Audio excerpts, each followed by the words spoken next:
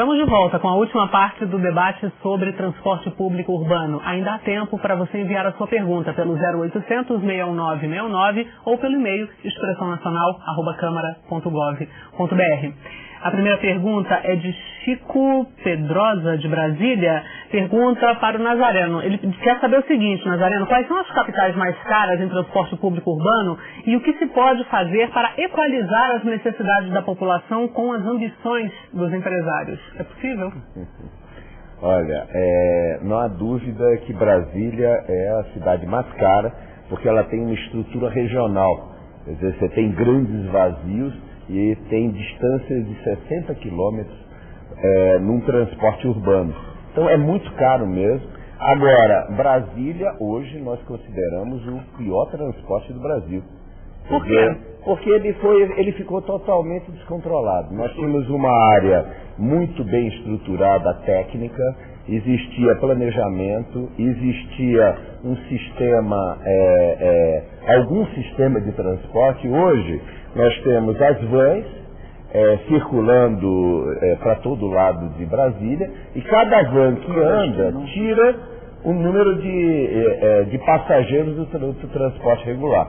Então isso faz com que nós tenhamos um círculo vicioso. Quer dizer, aparece mais van, some passageiro, o empresário retira ônibus da linha, a fiscalização não acontece a contento, e aí hoje Brasília, infelizmente, para nós que estamos da área de transporte, nós vemos Brasília com um sistema quase desregulado, né? Então nos preocupa bastante a imagem, porque a imagem, em compensação, totalmente diferente no trânsito, que é um banho de cidadania. Na área de transporte público é uma das maiores preocupações que a gente tem. E a questão do empresário, aqui também é uma coisa mais complexa ainda. Quer dizer, eu tive a oportunidade de dirigir durante 3 anos como secretário aqui, e a dificuldade de lidar com o empresário e mesmo com os trabalhadores de transporte é gravíssima. Então não há um espírito empreendedor aqui em Brasília no setor de transporte. E aí, sem falar do metrô, que aí é uma história muito mais complicada. Eu queria só reforçar esse outro aspecto, né? O aspecto do mito da informalidade, do mito de que há uma alternativa ao transporte que não seja a estruturação da rede de transporte. Algumas cidades brasileiras ainda acreditam nesse mito da informalidade, nesse mito do transporte alternativo. Nós não aceitamos, por exemplo, na saúde, uma saúde alternativa.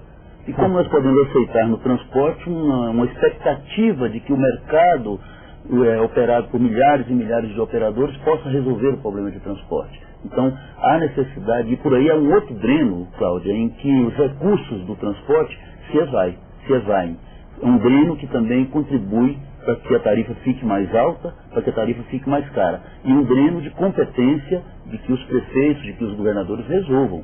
E vários municípios, a bem da verdade, os municípios do Nordeste, municípios do Centro-Oeste, do Sul principalmente, resolveram esse problema. E vivenciamos esse problema ainda em Brasília e no Rio de Janeiro, sobretudo nesses 2 lugares. E sem dúvida nenhuma aí há um dreno muito grande dos recursos do setor de transporte. Secretário, outra pergunta para o senhor Eliomar Silva Moraes, Água Doce, Maranhão. O direito do cidadão realmente é respeitado pelas empresas de transporte público, já que essas empresas cobram por uma passagem muito cara e o cidadão, na sua maioria, viaja em pé e a qualidade é péssima? Olha, se for esperar que o empresário de transporte assuma com altruísmo um transporte com qualidade, um transporte humano e tal, nós temos que cobrar, essa expectativa tem que ser cobrada, não é do empresário. Nós temos que cobrar isso de quem é responsável para que o transporte seja produzido com controle público. É uma atividade, é um serviço público essencial, é um serviço contratado. No Brasil, infelizmente, há um vazio regulatório, um vazio de regularização que faz com que a maioria desses contratos, hoje sejam contratos que não passaram por processos licitatórios à luz da Lei 8987, à luz das leis de licitações. Mas o que falta no Brasil, nós temos até empresários bem estruturados, empresários que estão preocupados com o serviço de transporte. Mas isso não é suficiente. É necessário que haja, em cada local, uma responsabilização do poder público para o controle desse serviço. E temos excelentes exemplos nas cidades brasileiras de transporte bem gerido, de transporte bem controlado e de transporte que é muito bem avaliado pelos seus cidadãos daquelas cidades. Nós temos transporte, não vou citar as cidades, mas há uma dezena de capitais que o transporte é muito bem avaliado. Inclusive em São Paulo, numa eleição recente, o transporte virou um carro-chefe da eleição, pela avaliação positiva que tinha dos seus usuários. Deputado Fruet, pergunta de Rildo Alves de Oliveira, Desterro, Paraíba. Como o transporte alternativo pode ser regulamentado? Não dá, não tem meio termo. É até interessante, vale o caso para quem gosta dessa matéria. Santiago do Chile, agora, há pouco mais de um ano, se começou a pensar no transporte de massa organizado pela gestão pública, acabando com o transporte alternativo. Por quê? O motorista trabalha 12, 14 horas, sem segurança, sem condição de trabalho, vale pelo volume de passageiros e passagens que ele vende, que ele consegue ir controlando ou pegando ao longo da via que ele está circulando. Quanto mais cresce esse tipo de transporte que é chamado alternativo, isso demonstra a degradação do sistema. É porque alguma coisa não está funcionando bem.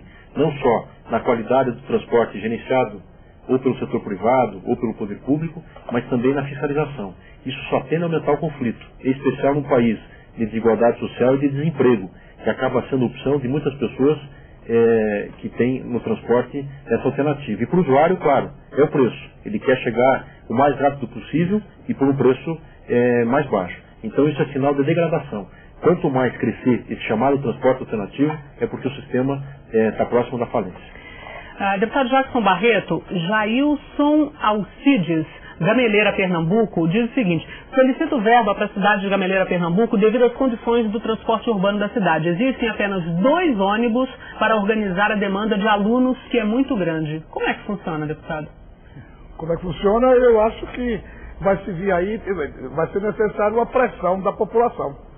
Esse é o caminho. Para se fazer as conquistas do povo, o povo tem que se organizar, o povo tem que se mobilizar. Eu conheço Gameleira. No meu tempo de estudante, eu servi lá no Projeto Rondon.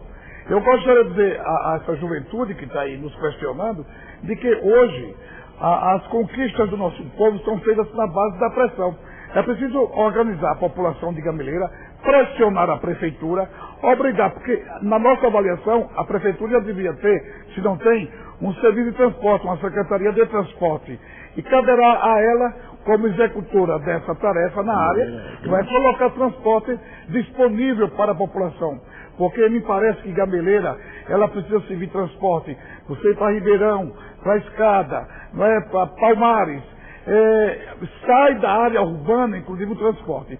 Creio que o caminho será pressionar a prefeitura, a Secretaria de Transporte, para que haja transporte para a população. Deputado, você estava perguntando se Gameleira é uma cidade grande? Não, é uma cidade pequena, na zona da mata, em Pernambuco. Eu não sou pernambucano, mas conheço Gameleira. Certo.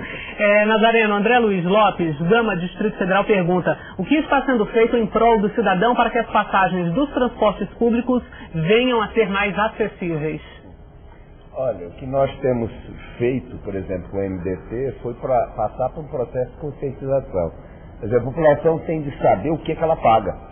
Ela muitas vezes, ela não sabe que ela paga cada idoso que entra, ela paga o salário do motorista, paga o cobrador, paga tudo. Então, o que nós estamos pensando para fazer nesse sentido para baixar a tarifa? Nós achamos que tem sim de mexer em tributos.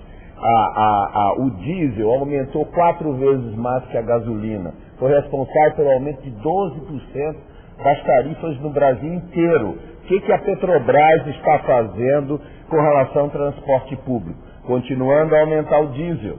Só no último aumento nós tivemos quase 200 mil trabalhadores fora do transporte pelo aumento do diesel. E terá passado um lucro de 23 bilhões. E aí o que nós começamos a ver? Começaram a falar que a saída era o gás.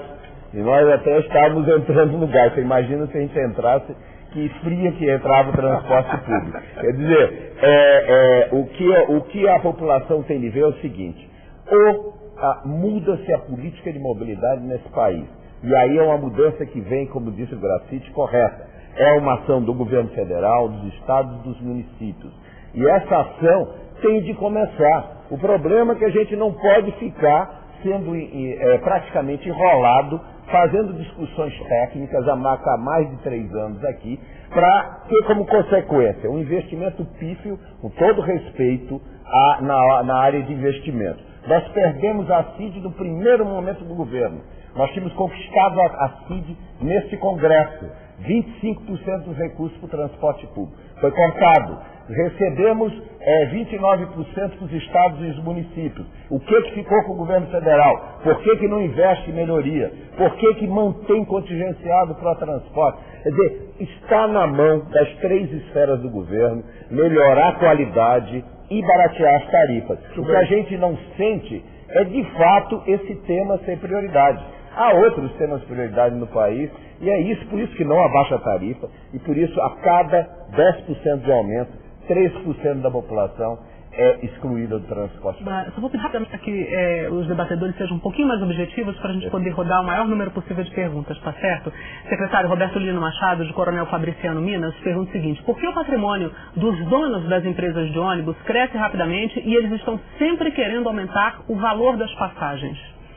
Eu não sei, os indicadores hoje nacionais, eles apontam que os aumentos de passagem não repercutem mais na receita global das empresas de maneira satisfatória, justamente por aquilo que o deputado Jackson Barreto disse, reforçado pelo Nazareno. A cada aumento, mais usuários saem do sistema, evadem do sistema. E essa evasão diminui a receita global dos sistemas. Então, há um indicativo na curva média das tarifas brasileiras de que ela está arrefecendo. O que não significa que o usuário perceba ou que haja mecanismos de percepção de como isso se processa. Há pouca transparência nos modelos remuneratórios no Brasil. A planilha tarifária que ainda é usada, uma planilha que foi montada lá na década de 80, aliás pelo governo federal, quando o governo federal ainda atuava nessa área, e agora estamos retomando esse debate, é uma planilha arcaica, uma planilha que precisa ser revista à luz da realidade das cidades. Ela é uma planilha de custos, ela não é uma planilha que incorpora qualidade dos serviços, que incorpora uma percepção e uma avaliação dos serviços, bonificando ou penalizando o operador, bonificando pela boa prestação dos serviços ou reduzindo a sua remuneração pela má prestação do serviço. Então são instrumentos que nós estamos procurando colocar dentro de uma política nacional, dentro daquilo que compete ao governo federal, de uma lei maior, que lance as diretrizes, essas diretrizes, né, para serem seguidas pelos municípios. E dentro do seu pedido de objetividade, a expectativa é nós encaminharmos ao Congresso essa lei de mobilidade urbana, essa lei das diretrizes de mobilidade urbana, ainda no mês de maio, e aí o deputado Fruet, o deputado Jackson Barreto, os outros demais deputados integrantes da Frente Parlamentar de Transportes vão ter a mão para debater, para aprimorar, para dar as contribuições, para modificar, para nós termos no Brasil uma lei de diretriz da mobilidade urbana no seu sentido mais amplo. Deputado Fruet, a Ângela de Freitas de São Paulo quer saber se a passagem poderia ficar mais barata se o governo federal reduzisse o valor dos impostos. Claro, já respondeu já. E até aqui já. Vamos fazer governos locais também, há impostos locais. Nós temos uma questão imediata, amanhã a votação. O governo federal não toma iniciativa, não começa o processo. Nós temos 2 iniciativas aí. Amanhã na CCJ a votação da redução da alíquota do ISS. E além de mais, o Gustavo e a Cláudia, tem o problema das gratuidades. Quando uma passagem, a cidadão tem um benefício de gratuidade. Por exemplo, eu fui carteiro do Correio, né, na minha adolescência. O Correio era o antigo departamento, que era do Ministério da Aviação. Hoje é a nossa gloriosa ECT, que tem seus lucros garantidos e tal. É uma bela de uma empresa. Então, eu acho que a ECT tem que custear o preço das passagens dos carteiros. Não precisa ter gratuidade. Na medida que a ECT assume essa responsabilidade, por cada passagem não comprada, alguém vai pagar pelo preço dessa passagem. Não é verdade? É uma lei de os policiais militares precisa ser revogada. Os policiais militares dos estados, eu não quero que acabe a gratuidade dos policiais, mas os governos dos estados poderiam pagar esse transporte dos policiais militares, porque cada gratuidade dessa incide mais, onera o trabalhador. Então essas coisas precisam ser revistas, que essas coisas, na minha visão, é uma coisa no campo dinossauro, que precisava, melhorar, porque tudo isso são opções que a gente busca para aliviar o ônus do preço da passagem para a população pobre. Deputado Freixo. E uma segunda questão, como sugestão, o doutor Xavier comentou, o Nazareno, vamos fazer um pedido de informação com relação à aplicação da CID, para saber se efetivamente está havendo essa transferência e qual tem sido o benefício. Houve esse corte, houve todo um trabalho para que o percentual da CID ficasse vinculado ao transporte público, acabou não sendo utilizado. Então são duas questões objetivas que podem ser feitas. Terceiro, retomando, aí é o conceito, transparência na planilha. Cada município, cada região tem sua equação. E o custo do subsídio ou o custo da gratuidade, é claro que vai ser compartilhado depois por quem paga o sistema direta ou indiretamente. Então aí a sugestão, cada vez mais gestão democrática do sistema e cobrar transparência na composição da tarifa no plano local. Normalmente, para a nossa telespectadora, quem administra isso é o município. Mesmo naqueles casos onde há a integração, às vezes há um ente do Estado, um órgão estadual que tem participação, mas normalmente a competência é do município especial das capitais, mesmo quando o sistema é integrado. Nazareno, Luiz César dos Santos, Brasília, Distrito Federal, pergunta: por que existe o bonde moderno nos principais países do mundo, incluindo os Estados Unidos, e no Brasil é um meio de transporte negligenciado?